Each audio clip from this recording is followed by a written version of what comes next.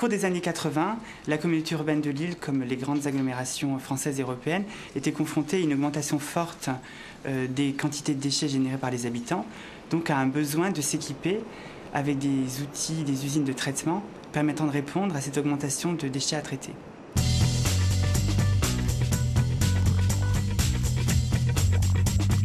L'objectif premier est de passer de déchets et d'ordures à éliminer à une logique de valorisation des matériaux. C'est transformer le contenu de la poubelle et en faire quelque chose qui a une valeur économique. Il y a 3 types de déchets à traiter. La première partie, ce sont les déchets d'emballage des ménages. La deuxième catégorie, ce sont les déchets organiques. Et enfin, la troisième catégorie qui est le reste de la poubelle, qui est incinéré. Enfin, il faut également savoir qu'il reste une fraction de 10% de déchets qui ne sont pas traités dans les équipements de la communauté urbaine et qui sont mis en décharge. La valorisation maximum des déchets concerne en priorité les emballages ménagers, donc les emballages en papier, en carton, en métaux, le verre. Tous ces matériaux-là peuvent avoir une seconde vie. On peut faire de la laine polaire avec des bouteilles d'eau minérale. On peut faire du papier journal avec des anciens magazines. Nous nous trouvons dans un atelier de prêterie, de la ligne flaconnage. Donc on va retrouver sur ce tapis le plastique, l'aluminium, le tétrapac, la ferraille et le verre. Un peu de papier parce que dans certains quartiers, nous collectons en mélange ces produits-là.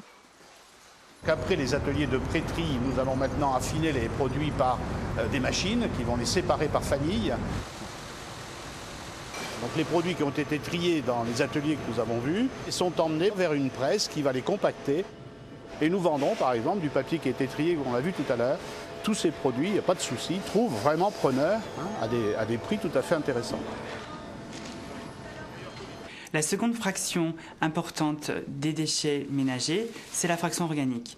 Cette fraction est composée essentiellement de déchets de cuisine et de déchets de jardin.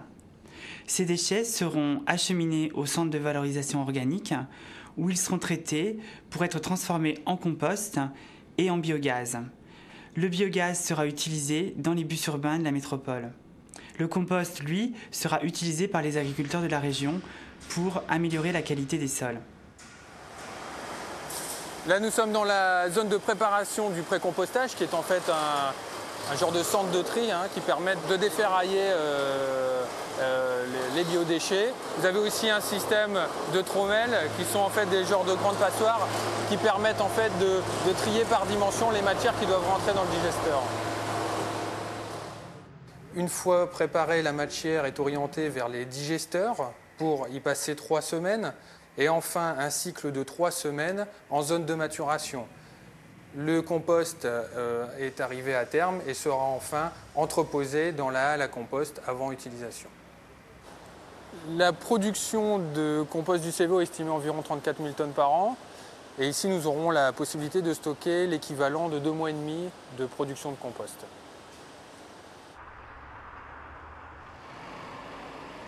Donc nous sommes ici au niveau de l'incinérateur Antares d'Halluin qui traite 350 000 tonnes de déchets par an. Donc on réceptionne ici uniquement les déchets qui ne peuvent pas être valorisés sous forme matière.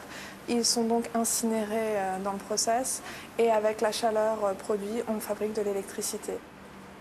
Au niveau de la salle de contrôle de l'incinérateur, on surveille l'ensemble des rejets, des paramètres de fonctionnement et on a également une vision de la production électrique en instantané.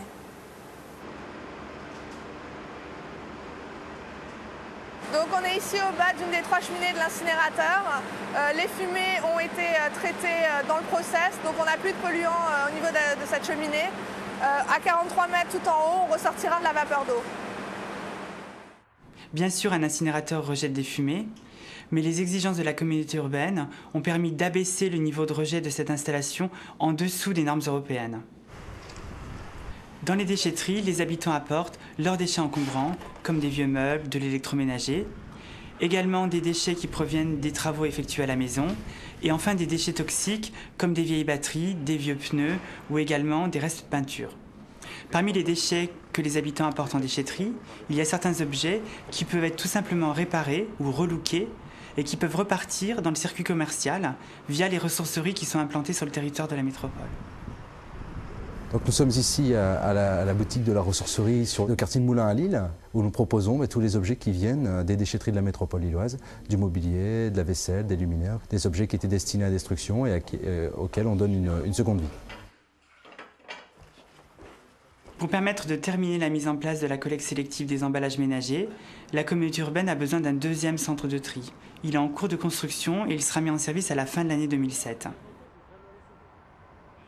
La gestion des déchets coûte cher à la société. La communauté urbaine cherche à réduire au maximum cette facture, tout en offrant aux habitants le meilleur cadre de vie possible et en préservant les ressources de la planète à long terme.